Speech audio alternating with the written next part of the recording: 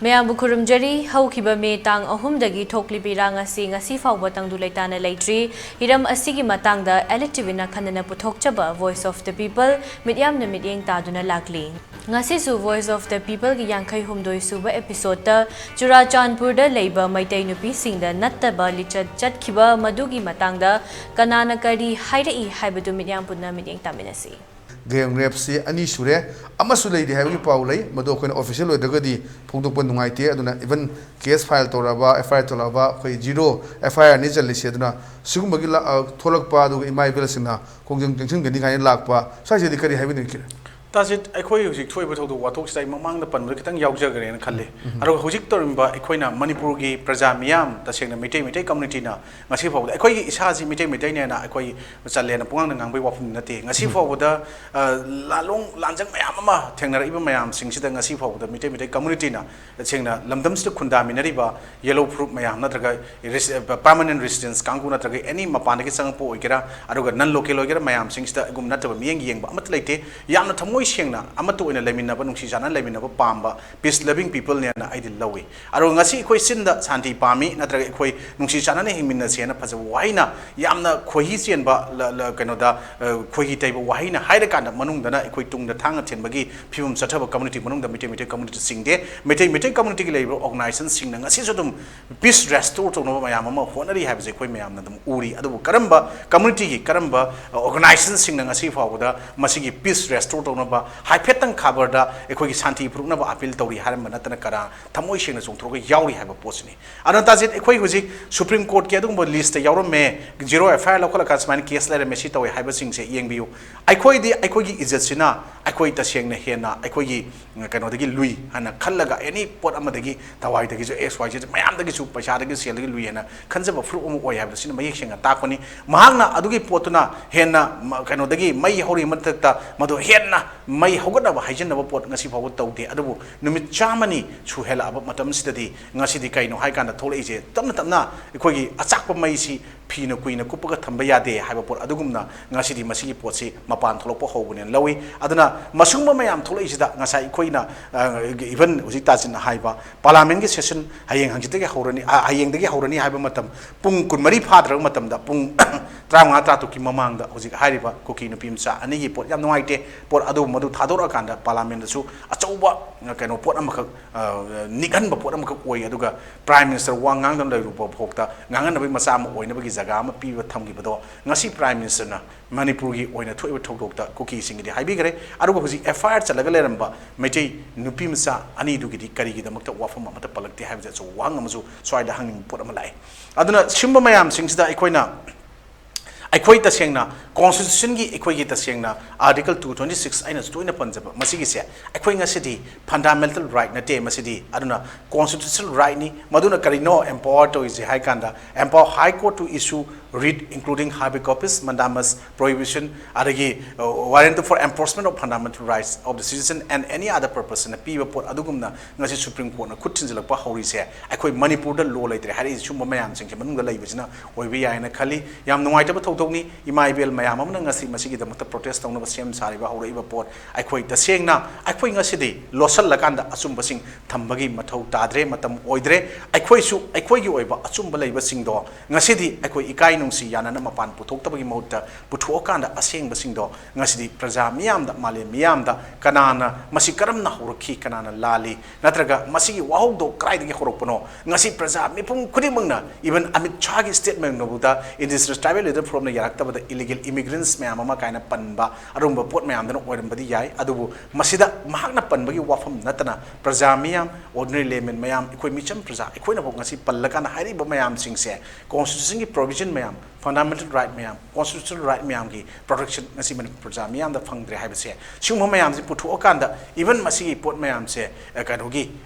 malem gi oiba adungba apunba apex body United Nations khangdi XYZ khangde mayam na su masi miyeng changa kanda malem gi miyam mangda ngasi akoi frup se tasingna peace loving zati ni haiba masina mayek se na takpani haije ai thamjage es thajwan bi sengarin tespur marapai bi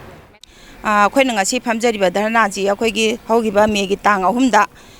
ꯊꯣꯛꯅꯤꯡꯗꯕ ꯊꯧꯗꯣꯛ ꯍꯥꯏꯕꯗꯤ ꯑꯩꯈꯣꯏꯒꯤ ꯀꯨꯀꯤ ꯂꯥꯂꯣꯕꯁꯤꯡꯅ gang ꯔꯦꯞꯇ ꯆꯠꯊꯈꯤꯕ ꯃꯤꯑꯣꯏꯁꯤꯡ ꯑꯗꯣ matik chaba charak pibiu habigi wakan mi hamjabni kokin pi machani phi thongdabagi matangdadi akhoi gi Narendra Modi na kanna hadi parliament da puthokdona akhoi akanba charak pi gani haiduna lakthok pi gi adubo akhoi gi Manipur nupi obi singdi ijatta ijapi kai khupna jabi ngaktani adubo akhoi gi Manipur gi akhoi gi nupi mcha amada yamna tamthiba mawangda ijat khongoi nakhiba adubudi Narendra Modi na parliament da puthokpiroidra haiba wafamji thamjaningi aigi iming gita kawi konsamongbi gita aduga ngasi akoina kanglaichai yai phalamjing loop naurem laikai amasung namairapam laikai na konba lam mafam ani sina konba mafam kano imai ben myam sina akoi ngasi mifam ase phamjabani wakat mifam ase ayambana akoi gi Manipur da kano lengak sason ani leibayaroi haibagi ama ani subada su lawtho ahom subada Assam Rifle aduga khwaidagi hena ngasi gi oiba men oiba kano di maramdi nahan gi tang ahumda gang rape tawgiba Chorchanpur da tawgiba adugi issue do CBI da sinabiu haiba sigi dabi sini karigino haiba da tang mari da kuki ani gi viral sakhiba video dudi CBI da sinadana phagat tana mifa mipun mayam sathagre aduga akhoi gi tang ahum gi sidi zero FIR budi tawre adoi jasu zero FIR na tawba duna di kanaroi magi jurisdiction da chalibar Chorchanpur da transfer tawbiyo haiba siga ni akhoi gi mifam sigi men oiba demand se ramani kawi mai mam lai kai gi women social cultural development samaj gi damang advisor oi Churajan puragi mai tai lai kai da akhoi gi mai tai nupi ama singko ki huramba taku jingduna arrest tau gi bado CPI da sinabiu haidna mayam na lau phami bani Modi na moi gi nupi ama tau badadi lak adu pire yam kana hona gi dai akhoi gi chu athu ma tamda nupi adu mahoina tanaraga turaka na mara riap tau na moi tarung na tauhi bani athu ba matamda CPI da sinabiu aduga akhoi gi hujik Manipur si saktam jukai ba yaroi moina tauning ba tau ba yaroi aduna moina hana horak tana moina mai thawa horaga moina lalaga akhoi da hujil law si ya de aduna lai ba lamdam sigi mayam da Assam Rifle na monorama riat tau khiba adu kana da or tau khiba ai khoi gi sidaida nupi ama mai tai nupi am riat tau ba moi kui nupi adi khak tau ba di Modi na yam thawa yauraga ai khoi gi ni kari gi CPI da thuna sinabiu action thuna lobiu hai bani khoi na sida phami law ri se adu na hoji tau ri se Assam Rifle Manipur dai gi ta thok khiba aduga si haiba miyam sina na Manipur sakdam kai ba yaroi imai bian sina phami se adugi dabak tani ai ming naurem premita kauje ko ai mera pai bi apunba naurem le kai mera pai bi luki secretary ma oijei ko aduga khoi ngasi protest se sinjari bigi maramdi Chorchanpur da day 3 da lai bak thiba thodo ma da nupi ma cham ko khoi sinlauni hai tare maduda gang rape to bi khiba do khoi thamoi sonan jajaning de ha badu phongdong na bi da makta ai khoi na protest se tawjari bani aduga ai khoi na mu sarkar da lengak ta ko khoi na haijaningi maramdi kai hari ba process se Chorchanpur da sinabi gre police ta adu garzu akoina CBI ma tor kana thijalan bing ba juga chingba chumba do puthok piraga leba mayam de koida khangan bi ba haidi dandi pi ba ko chena ba singba du da yori ba chena ba sing mayam se koina dandi pi on haijani o ai dalamjing maira apun ba nupi rup ki kangla sangom sangi maira vaibi singi secretary moina fampu jabani aigi imengna tharoijam Bijay Lakshmi ngasi ekoina wakharmi pham asi satha jabagi maramdi me ohum da thoki ba ekoigi inaw singda Chorchanpur da sathagi ba yamna tawhaidaba mawongda akoina gang rape tawgiba se sigi mayokta akoina yajaningdabani ngasi mak tholaiba thabak thorong mayam asida akoina ngasi khatang gang rape asi khanghalakpadi akoi maitai nupi singdi yamna akoi ijat pu yamna ikai khumna na leijabana akoina ngasi dei haibadi achai Modi na akoigi Biden oigraba nupi ani dugidi akoina chap manaba miyeng amada akoigi dasu yengbida u haiduna akoina makai dagi thamjabani ngasi center amasung state na chap manaba miyengda akoida thambiu aduga hairiba gang rape sathagibada singnaba kuki militant sing adugi mathakta ahakpa chairak pibiu haiduna akoi mayamgi motagi amat toina ngasi si appeal tawjabani maitai nupida gang rape ꯇꯧꯈꯤꯕ ꯀꯨꯀꯤ ꯃꯤꯂꯤꯇꯦꯟꯠꯁꯤꯡꯒꯤ ꯃꯊꯛꯇ ꯑꯍꯛꯄ ꯆꯩꯔꯥꯛ ꯄꯤꯒꯗꯕꯅꯤ ꯃꯩꯇꯩ ꯅꯨꯄꯤꯗ gang ꯔꯦꯞ ꯇꯧꯈꯤꯕ ꯀꯨꯀꯤ ꯃꯤꯂꯤꯇꯦꯟꯠꯁꯤꯡꯒꯤ ꯃꯊꯛꯇ ꯑꯍꯛꯄ ꯆꯩꯔꯥꯛ ꯄꯤꯒꯗꯕꯅꯤ ꯃꯅꯤꯄꯨꯔꯗ NRC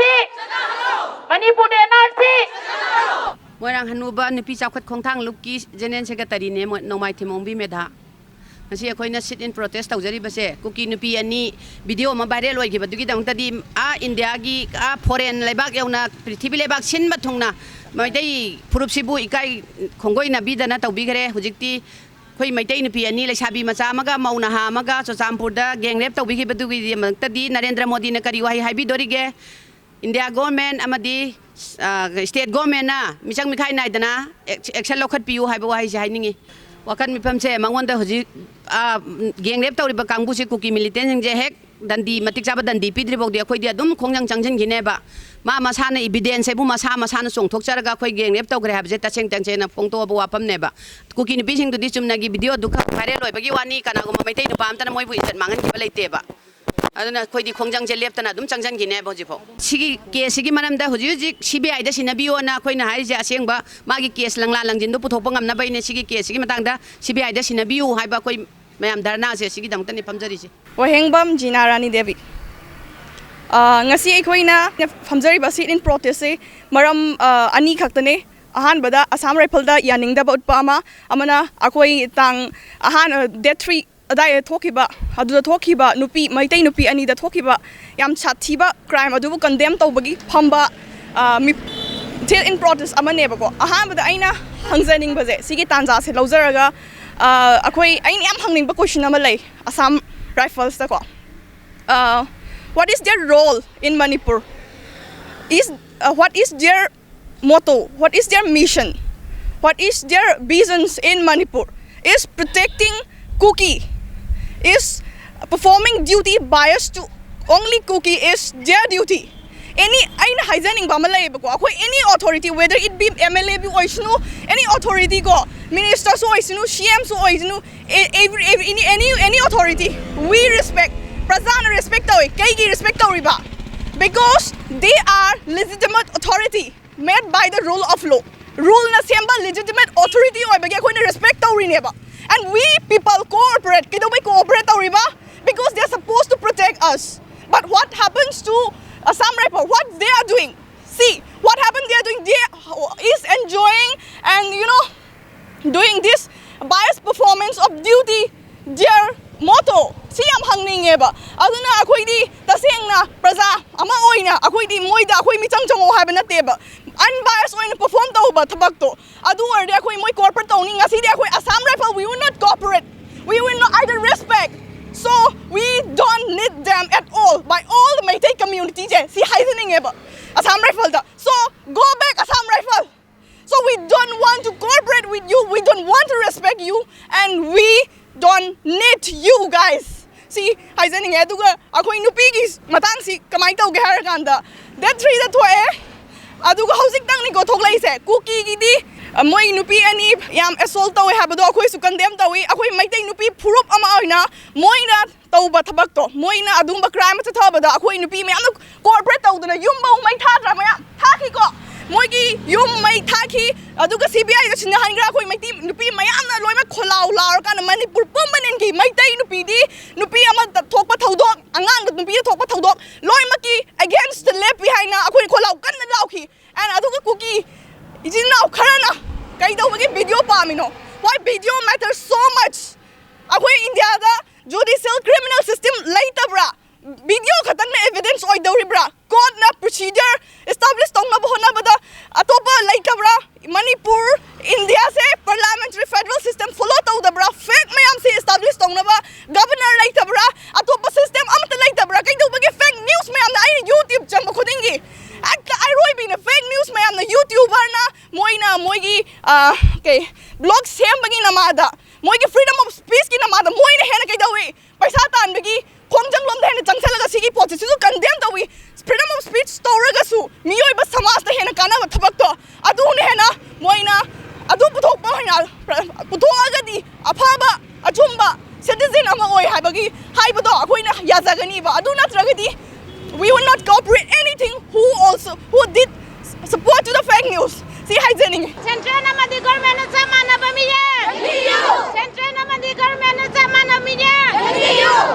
Thonggong Mairam Paibigi Wahembam Ongbi Ibia ngasi chomung Thonggong Mairam Paibi na phamjari bawakan mi phamasi nahan me gi tang ahum da thokiba Chusampur da thokiba kuki militant ki gang rape akhoi mitai nupi da thokiba gang rape adugi dama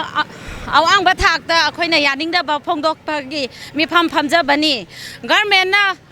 phorup kanglup nai da na YL Jathabiyo amadi case asi CBI da sinagadabani haiba demand ji thamjari tang ahum megi Chusampur da gang rape Jathakiba asi akanba mawong da condemn tawi kuki militant sing adu ahak pachairak pigadabani haiba wafam asi meira paibi akhoi gi side ta gi thamjari ang Jathabat crime yarinde justice kudakta kuki ama sumai dei da general force jamana mide Aigi ming ngangom ongbi Rosni Devi duga khoina ngasi sit in protest phamjari basigi maram sina akhoi gi maitai haba khoi maitai kangluk nupi ngai se khoi gi masagi traditional culture identity amadi akhoi gi maitai gi ijat khoi maitai nupi singi ijat se khoi gi masagi kaino dagi hena thawai dagi hena maru oena khanjaba maitai kangluk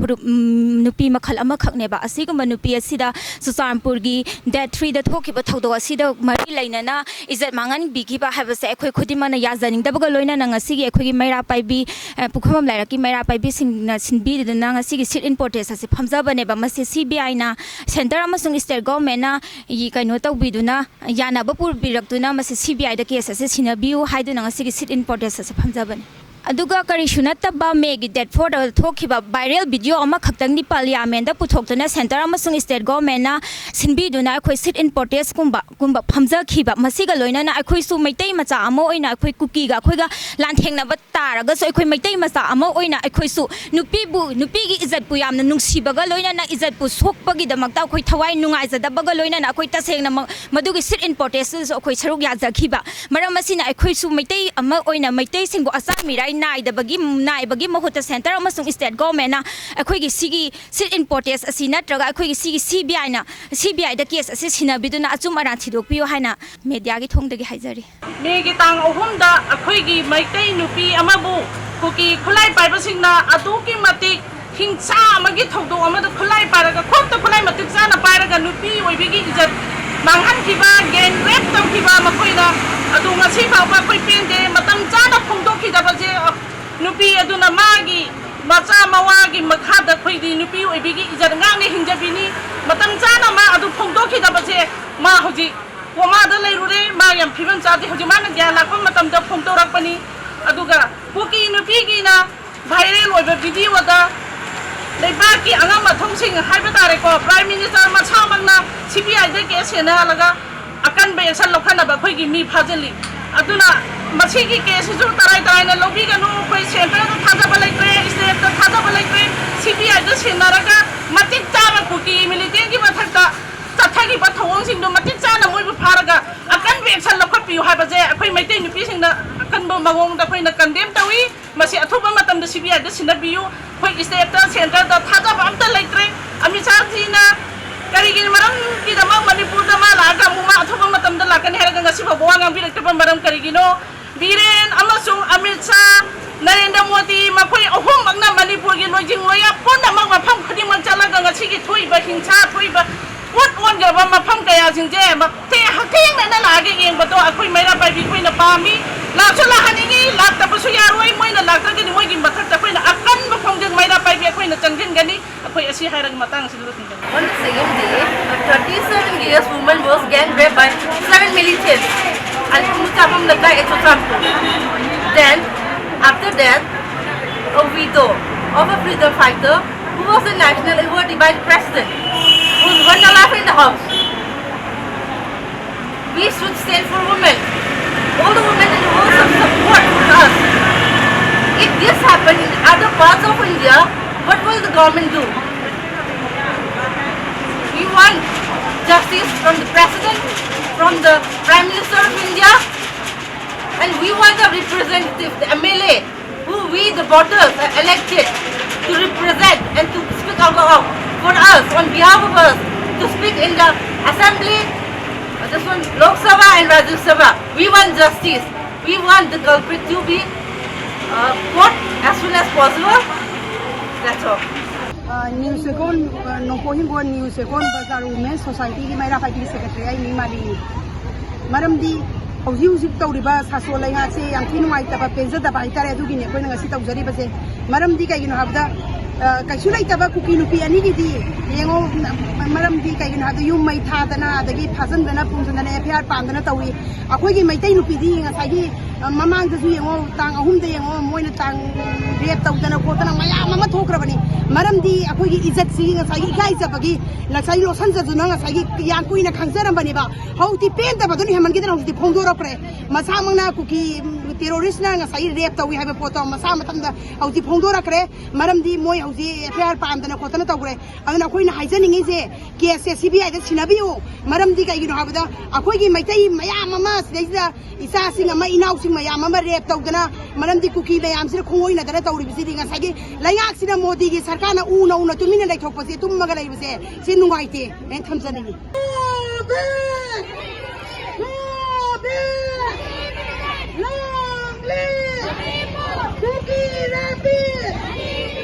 Prime Minister Modi na Parliament hauwa matamdagi madugi pri thokpadi tudaida aduk yam na interest khong khong ni khibla Manipur government do thak thak nikdala nunga laga CM biran masa yauna amade Hemsal adi Jaitisan adi president go loi na yauna ga moi wakan bi phang phang ni banata ngasi ni ai khoi ni maitai nupi gi gang rap tawwa kuki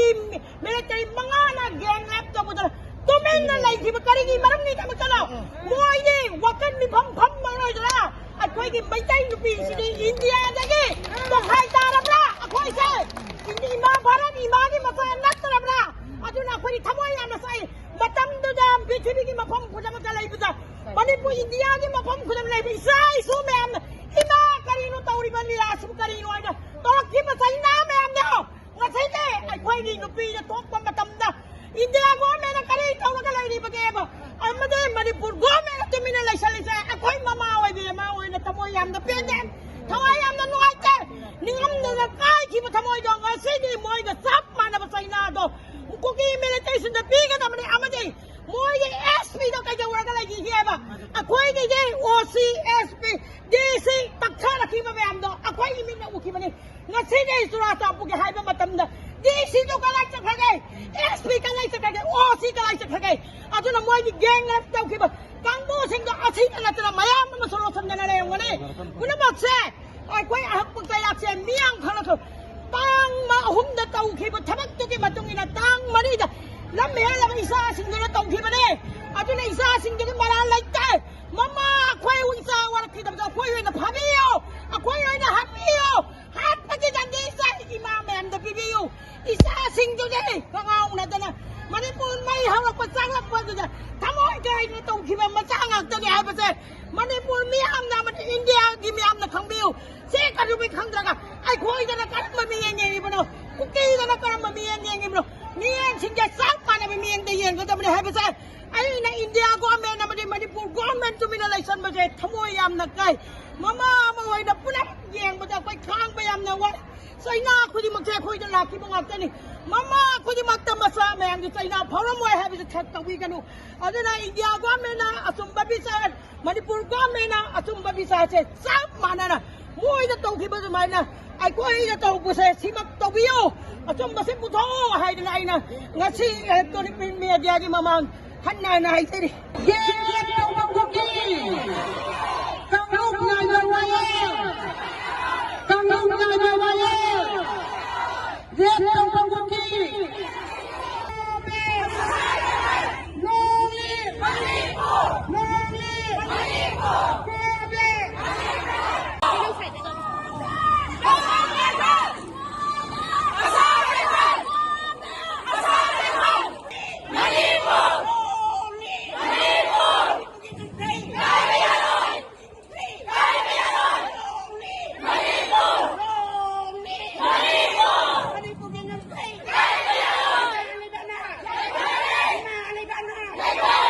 ngasi akhoi na phamjari ba akhoi gi wakan mifam asi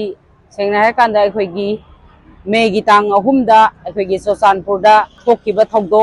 mioi bagi saramjat chatpa dugum laba geng khutpu ado ekhoi gi ngasi gi lengang na athuba matam da saram chatpa mioi ba khunai da chalhai dra ba li chatpa nupi angang da tawai dra ba sanga na sakda ba li chatpa dugumba geng kangu ado ekhoi athuba matam da ekhoi gi lenga ga sina adugumba lamhen tu hen majing do warak pigani habagi thajaba thambaga loina na ekhoi gi ngasi manipur sinba thungna phamjari ba nupi miyam na pen da bagi kholaw law ba sida ngasi gi lengang na adugum laba michel haibadi ekhoi gi lamhen tu hen majing ado warak pina ba athuba matam da lengang na lokhat piu haiba ngasi ekhoi gi phamjari ba ekhoi gi nupi obi kaya gi ijat pu khongoi nari ba dugumba punamaga do dandi pibiu haina ngasi gi lenga ga sida ekhoi gi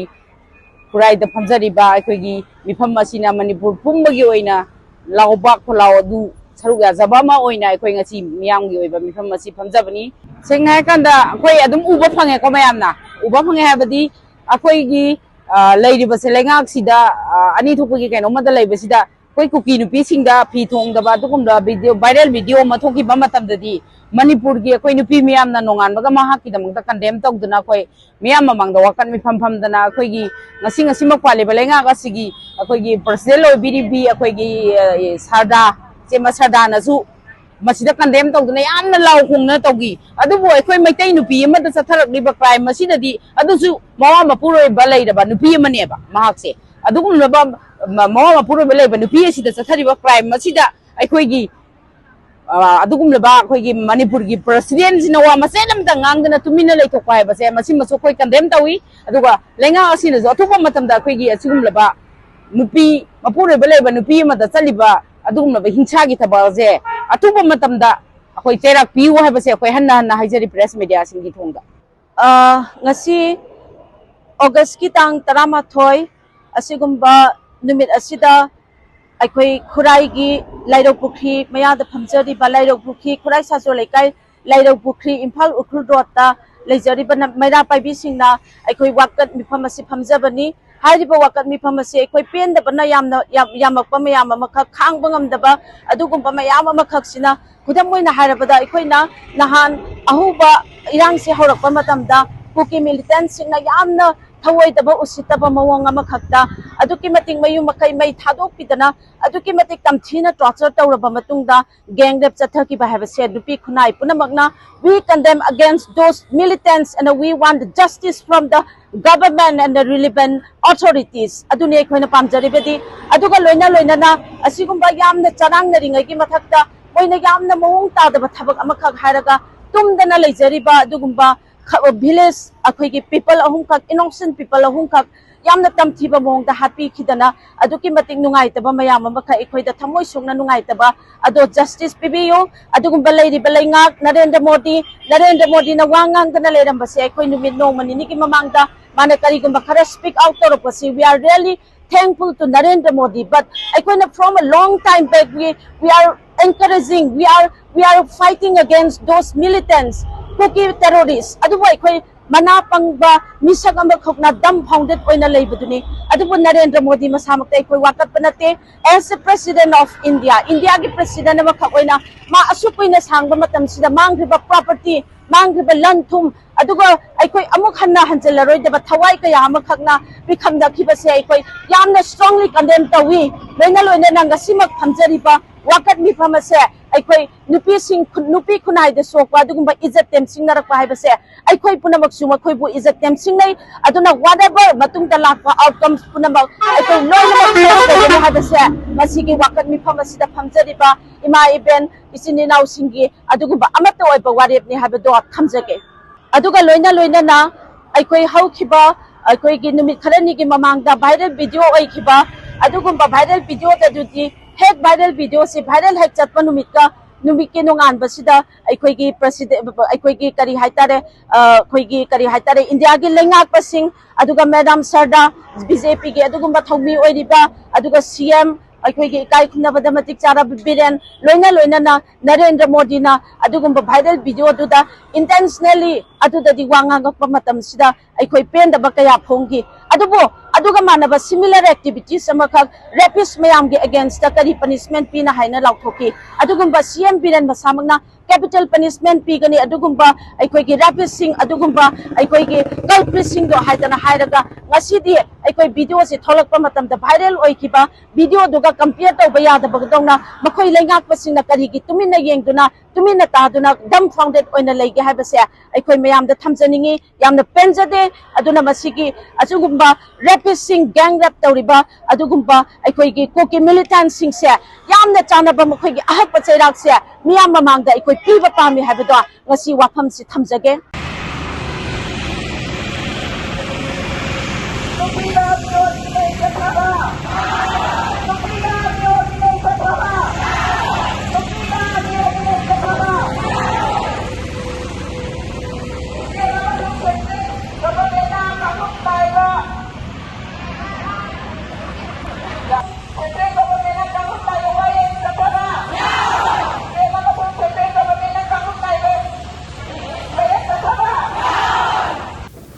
Aigi ming ahibam Premila Devi Thawal Wangbal dagi ngasi aikoina August ki tang 13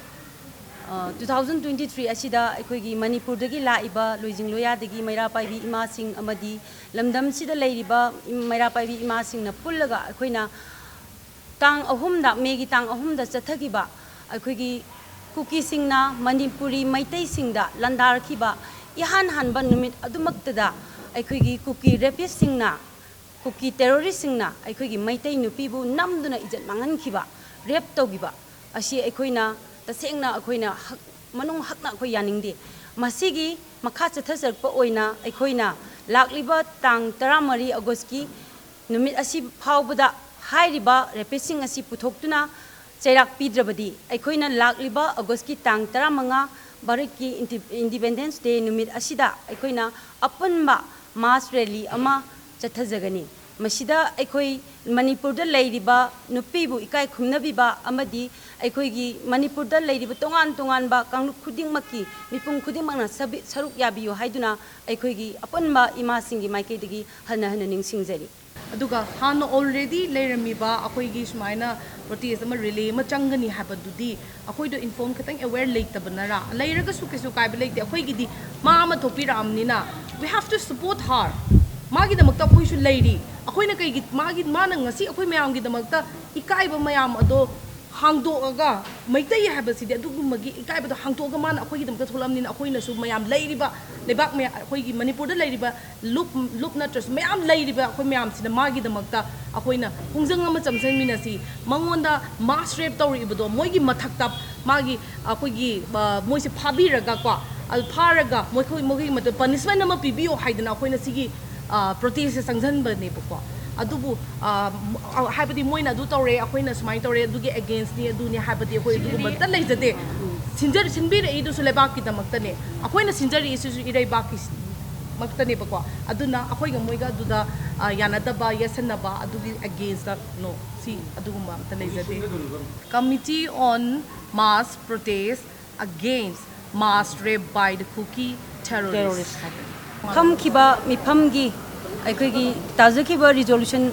megi tang ahum ing 2023 da Chusampur da chathakhiba mass rape ta chenaba kuki rapist sing lakliba August tang 13 phawbagi manungda government na phaduna matik chaba cherak pigadabani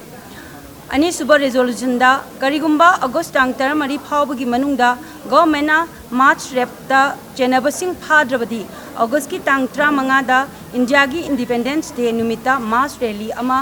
aikoi Manipur pumbagi miyam na chachagani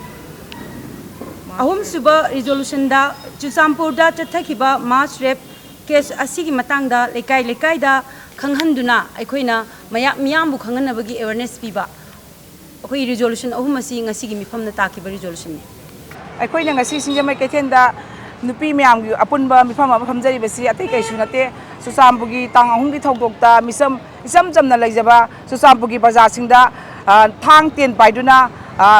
mioi bagi minungsi yauduna otpi nei bi matungda nupi subu izat mangan bagi songthori ba nupi si agi damakta aikoi da sarkar na misang mikhai naidana mateng pangbiu jenari ba misak sing asibu pung kumari gi manungda phabiu aduga masida fabi da taraga di akoina tangkokpida kuki nupi ani kha nungai taba thodo haibadi Chuchampurda akhoi ima ibe nupi angang singbu natabali chatpi haibagi taba da प्रजा Singh नुंगाई तदना थमोय song नुंगाई तबदगी खंगौदना नुंगाई तब थोदो अमग थोखिबगी दमक्तदी अखोइना मदुदा सेनबा आंगांग सिंह अदुबु मयुम मकई मई थादोकपिदना अदगी जेना थमजनबिदना मदुदा ताबा police पाउगे सासेन चटपिदना तौबिरी अदुगा अखोइगी मई मजै मजा सिंह असिना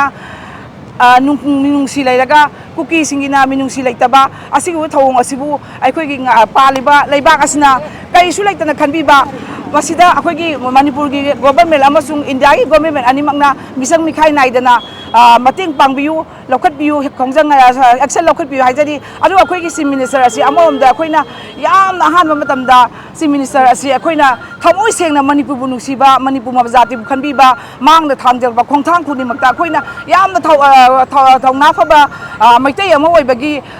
mapari ama oibagi amatik chaba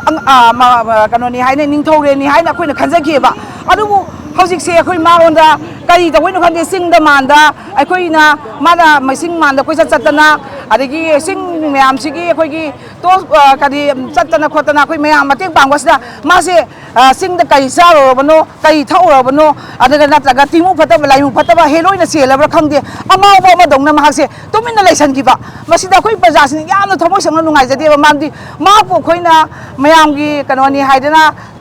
thamoi sengna apian bagaloina na mapu mayam gi sim minister amani haidana kato pukhatpi haga akhoi praja gi dongta ni mangna kaim khanbi daba aduga marmakta mayam na injan ba man ba mawongda aki khangaloina na marmakta wa khaga haibirakpa asida akhoi thamoi sokna nungai jade aduna sim minister gi bhamda so akhoi haijaningi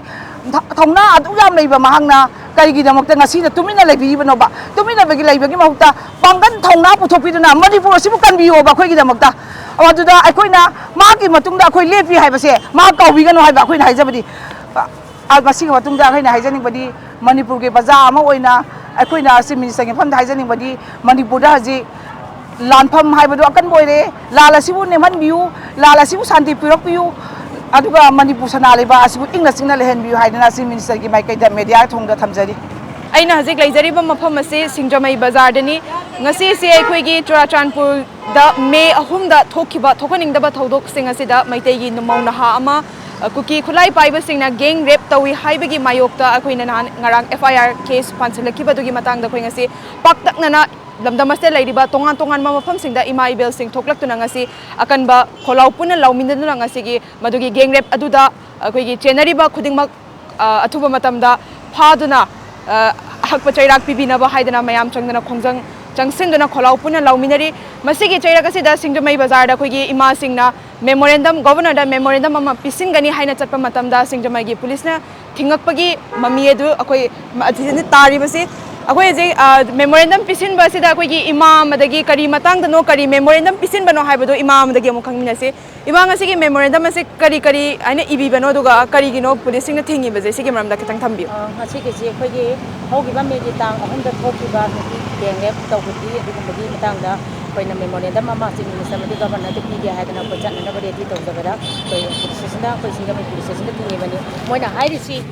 hinganu tawgano moi chatkano madugi pote satpa sungya yaroi madumina tawna daba thabakni khoji tawya yaba tawri madugum sapatu sungya yaroi na moina khoida thingi akhoina pamina akhoigi mapi mapa oibaduda akhoigi adugum thodok to namdam chigi chinem sikuna tumaina kuki sika gem lep tawga moina Manipur prajaji khallaga moina media da phongdoraktana akhoina ngasi anoba numil ma tholakpa jira akhoigi jo mapi mapa oiriba khoida akhoigi pami bado akhoi haijage wari sajage haiba khaktani moida hendana laudana moida akanba protest tawgada bi wafam leite akhoida haijaba khaktani tawbiu kanbiu ngakbiu simbiu haiba khaktani Manipur prajana ngasi phawda hairije khoina hairije adugumba gengrep tawriba kuki singdo pung kumari gi manungda akhoi pharaga ahakpa chairak dandi bibiu haiba wafam chikaktani ba haigi chachage aji yaroina tinjena sidu akhoina kamaina khoi ningtamba khoina pami ba khoi kholau kanada law kono ba khoina tabi dana khoi ningtamba khoina ningjari ba pandam phangga dorije koi thing ba khoi ma kai khoi mak tawgunu yadi ye ꯀꯔꯤꯒꯤꯅꯣ ꯍꯥꯏꯗꯤ ꯃꯤ ꯄꯨꯝꯅꯃꯛ ꯇꯧꯅꯗꯦ ꯀꯅꯥꯅ ꯇꯧꯅꯕꯅꯣꯕ ꯉꯥꯏꯗꯣꯔꯤꯁꯤ chief ꯃꯤꯅꯤꯁꯇꯔꯅ ꯇꯧꯔꯛꯄ ꯉꯥꯏꯗꯣꯔꯤꯕ꯭ꯔꯥꯕ chief ꯃꯤꯅꯤꯁꯇꯔꯅ ꯃꯃꯥꯡꯒꯤ ꯚꯥꯏꯔꯦꯟ ꯆꯠꯂꯕ ꯐꯣꯇꯣꯗꯨꯗꯗꯤ ꯃꯥꯅ ꯂꯨꯆꯤꯡꯉꯒ ꯙꯔꯅꯥ ꯃꯌꯥꯝ ꯐꯝꯈꯤ ꯑꯩꯈꯣꯏ ꯎꯏꯕ ꯑꯩꯈꯣꯏꯒꯤ ꯁꯤꯒꯨꯝꯕ ꯃꯩꯇꯩ ꯅꯨꯄꯤꯁꯤꯗꯗꯤ ꯃꯣꯏ ꯚꯥꯏꯔꯦꯟ ꯆꯠꯈꯤꯕ ꯐꯣꯇꯣꯗꯨꯒꯤꯗꯤ ꯈꯜꯂꯤ ꯑꯗꯨꯒ ꯑꯩꯈꯣꯏꯒꯤ ꯁꯤꯒꯨꯝꯕ ꯊꯧꯗꯣꯛꯁꯤꯗꯤ ꯃꯣꯏ ꯋꯥꯍꯩ ꯑꯃ ꯑꯋꯥꯏꯕ ꯇꯥꯗꯦ ꯂꯨꯞꯁꯤꯡꯅꯁꯨ ꯂꯥꯎꯊꯣꯛꯄꯤꯔꯛꯄ ꯇꯥꯗꯦ ꯑꯩꯈꯣꯏ ꯌꯥꯝ ꯄꯦꯟꯗꯦꯕ ꯑꯗꯨꯕꯨ ꯐꯔꯦ ꯃꯣꯏꯅ ꯍꯥꯏꯕꯤꯔꯛꯇ꯭ꯔꯦ ꯇꯧꯕꯤꯔꯛꯇ꯭ꯔꯦꯁꯨ ꯑꯉꯝꯕ ꯑꯩꯈꯣꯏ ꯄ꯭ꯔꯖꯥ ꯃꯌꯥꯝ ꯊꯣꯛꯇꯅ ꯑꯗꯨꯒꯨꯝꯂꯕ ꯑꯩꯈꯣꯏꯒꯤ ꯃꯩꯇꯩ ꯅꯨꯄꯤꯗ ꯆꯠꯊꯔꯤꯕ ꯑꯗꯨꯒꯨꯝꯕ ꯒꯦꯡ ꯔꯦꯞ ꯇꯧꯕꯗꯣ ꯑꯩꯈꯣꯏ ꯄꯦꯟꯗꯗꯅ ꯌꯥꯅꯤꯡꯗꯗꯅ ꯑꯩꯈꯣꯏ ꯏꯁꯥꯃꯛꯇ ꯊꯣꯛꯄꯅꯤꯀꯣ ꯈꯟꯗꯅ ꯑꯗꯨꯒꯨꯝꯕꯒꯤ ꯄꯦꯟꯗꯕꯒꯤ ꯈꯣꯜꯂꯥꯎꯗꯣ ꯑꯩꯈꯣꯏ ꯍꯥꯏꯖꯒꯦ ꯑꯗꯨꯒꯨꯝꯕ ꯃꯤꯑꯣꯏꯁꯤꯡꯗꯣ ꯑꯀꯟꯕ ꯗꯟꯗꯤ ꯄꯤꯌꯨ ꯑꯀꯟꯕ ꯄꯥꯅꯤꯁꯃꯦꯟ ꯄꯤꯌꯨ ꯍꯥꯏꯗꯅ ꯑꯩꯈꯣꯏ ꯍꯥꯏꯖꯔꯨꯒꯦ ꯍꯥꯏꯕꯗ ꯆꯠꯍꯟꯗꯗꯅ ꯑꯩꯈꯣꯏ ꯃꯐꯝꯁꯤꯗ ꯂꯩꯔꯤꯁꯤꯅꯦꯕ ꯁꯤꯒꯨꯝꯕ ꯊꯧꯗꯣꯛꯁꯤ ꯌꯥꯝ ꯄꯦꯟꯗꯦ ꯑꯗꯨꯅ ꯂꯩꯉꯥꯛ ꯃꯄꯨꯅ ꯑꯊꯨꯕ ꯃꯇꯝꯗ ꯀꯔꯤ ꯇꯧꯒꯗꯒꯦ प्रजाꯅ ꯀꯔꯤ ꯄꯥꯝꯒꯦ ꯍꯥꯏꯕ ꯏꯍꯨꯟꯁꯤ ꯈꯪꯅ ꯑꯊꯨꯕ ꯃꯇꯝꯗ ꯁꯣꯂꯨꯁꯟ ꯄꯨꯕꯤꯔꯛꯎ ꯑꯗꯨ ꯅꯠꯇꯕ ꯇꯥꯔꯕꯗꯤ ꯅꯈꯣꯏꯒꯤ ꯃꯊꯛꯇ ꯋꯥꯟ ꯗꯦ ꯁꯣꯏꯗꯅ ꯃꯩ ꯍꯩꯊꯔꯛꯄ ꯍꯥꯏꯕꯁꯤꯗꯤ ꯁꯣꯏꯗ꯭ꯔꯕꯅ ꯍꯥꯏꯕꯁꯦ ꯑꯩ ꯃꯅꯤꯄꯨꯔ ꯄ꯭ꯔꯖꯥ ꯑꯃ ꯑꯣꯏꯅ ꯉꯁꯤ ꯃꯤडियाꯒꯤ ꯊꯣꯡꯗ ꯊꯝꯖꯔꯤ ꯃꯁꯤꯅꯤ ꯑꯩꯈꯣꯏꯅ ꯍꯧꯖꯤꯛ ꯎꯔꯤꯕꯁꯤ ꯑꯩꯈꯣꯏꯒꯤ ꯁꯤꯡꯖꯃꯩꯒꯤ ꯏꯃꯥ ꯏꯕꯦꯜꯁꯤꯡꯅ ꯊꯣꯛꯂꯛꯇꯨꯅ ꯉꯁꯤ ꯒꯣꯚꯔꯅꯔꯗ ꯃꯦꯃꯣꯔꯦꯟꯗꯝ ꯄꯤꯁꯤꯟꯒꯅꯤ ꯑꯩꯈꯣꯏꯒꯤ ꯒꯦꯡ ꯔꯦꯞ ꯇꯧꯔꯛꯈꯤꯕ ꯑꯗꯣ ꯑꯩꯈꯣꯏ ꯏꯃꯥ ꯑꯣꯏꯕꯤꯁꯤꯡꯅ ꯊꯃꯣꯏ ꯁꯣꯛꯅ ꯅꯨꯡꯉꯥꯏꯖꯗꯦ ꯍꯥꯏꯕ ꯄꯥꯎꯗꯝ ꯀꯌꯥ ꯑꯃꯁꯨ ꯃꯌꯥꯝ ꯊꯥꯃꯤꯟꯅꯈ꯭ꯔꯦ ꯉꯁꯤ ꯍꯧꯖꯤꯛ ꯄꯨꯡ 24ꯒꯤ ꯃꯅꯨꯡꯗ ꯑꯩꯈꯣꯏꯒꯤ ꯀꯨꯀꯤ ꯈꯨꯠꯂꯥꯏ ꯄꯥꯏꯕꯁꯤꯡ ꯒꯦꯡ ꯔꯦꯞ ꯇꯧꯔꯛꯏꯕ ꯃꯤꯑꯣꯏꯁꯤꯡ ꯑꯗꯨ ꯑꯊꯨꯕ ꯃꯇꯝꯗ ꯀꯅꯥ ꯆꯦꯟꯅꯩ ꯍꯥꯏꯕꯗꯨ ꯆꯦꯟꯅꯔꯤꯕ ꯃꯤꯑꯣꯏꯁꯤꯡ ꯑꯗꯨ ꯑꯊꯨꯕ ꯃꯇꯝꯗ ꯐꯥꯒꯠꯄꯤꯗꯨꯅ ꯃꯈꯣꯏꯒꯤ ꯂꯧꯈꯠꯐꯝ ꯊꯣꯛꯄ ꯊꯕꯛ ꯑꯗꯨ ꯂꯧꯈꯠꯄꯤꯌꯨ ꯍꯥꯏꯅ ꯏꯕ ꯃꯦꯃꯣꯔꯦꯟꯗꯝ ꯑꯗꯨ ꯈꯛꯇꯅꯤ ꯄꯤꯁꯤꯟꯒꯦ ꯍꯥꯏꯕ ꯑꯩꯈꯣꯏꯒꯤ ꯏꯔꯥꯡ ꯊꯣꯛꯇꯨꯅ ꯃꯩꯍꯧ ꯂꯥꯡꯄꯣꯛ ꯊꯣꯛꯀꯅꯤ ꯍꯥꯏꯕꯒꯤ ꯋꯥꯐꯝꯁꯨ ꯅꯠꯇꯦ ꯑꯗꯨꯅ ꯏꯃꯥ ꯃꯌꯥꯝꯁꯤꯡꯁꯤꯅ ꯄꯦꯟꯗꯕ ꯋꯥꯐꯝ ꯀꯌꯥꯁꯨ ꯐꯣꯡꯗꯣꯛꯄꯤꯔꯛꯏ ꯚꯤꯗꯤꯑꯣ ꯖꯔꯅꯦꯂꯤꯁ ꯗꯦꯕꯤꯠ ꯁꯣꯏꯕꯝꯒ ꯂꯣꯏꯅꯅ ꯄꯥꯎꯗꯝꯖꯔꯤꯕꯤ ꯁꯅꯥ ꯍꯦꯃꯥꯝ ꯏꯂꯤꯠ ꯅ꯭ꯌꯨꯁ ꯁꯤꯡꯖꯃꯩ ꯀꯅꯥꯅ ꯀꯔꯤ ꯍꯥꯏꯔꯛꯏ ꯍꯥꯏꯕꯗꯨ ꯃꯤꯌꯥꯝ ꯄꯨꯟꯅ ꯃꯤꯠꯌꯦꯡ ꯇꯥꯃꯤꯟꯅꯈ꯭ꯔꯕ ꯃꯇꯨꯡꯗ ꯉꯁꯤꯒꯤ ꯑꯣꯏꯅ ꯚꯣꯏꯁ ꯑꯣꯐ ꯗ ꯄꯤꯄꯜ ꯃꯇꯥꯡ ꯑꯁꯤ ꯂꯣꯏꯁꯤꯟꯖꯔꯦ ꯆꯦꯅꯦꯜ ꯑꯁꯤꯃꯛꯇꯗ ꯄꯨꯡꯐꯝ ꯑꯁꯤꯃꯛꯇꯗ ꯊꯣꯛꯂꯤꯕ ꯊꯧꯗꯣꯛ ꯑꯁꯤꯒ ꯃꯔꯤ ꯂꯩꯅꯅ ꯀꯅꯥꯅ ꯀꯔꯤ ꯍꯥꯏꯔꯤ ꯍꯥꯏꯕꯗꯨ ꯃꯊꯪꯒꯤ ꯑꯦꯄꯤꯁꯣꯗꯇ ꯈꯪꯃꯤꯟꯅꯔꯁꯤ ꯉꯁꯤꯒꯤ ꯑꯣꯏꯅꯗꯤ ꯀꯥꯏꯅꯅꯕ ꯌꯥꯊꯪ ꯅꯤꯖꯔꯤ ꯄꯤꯅꯕꯤꯔꯁꯤ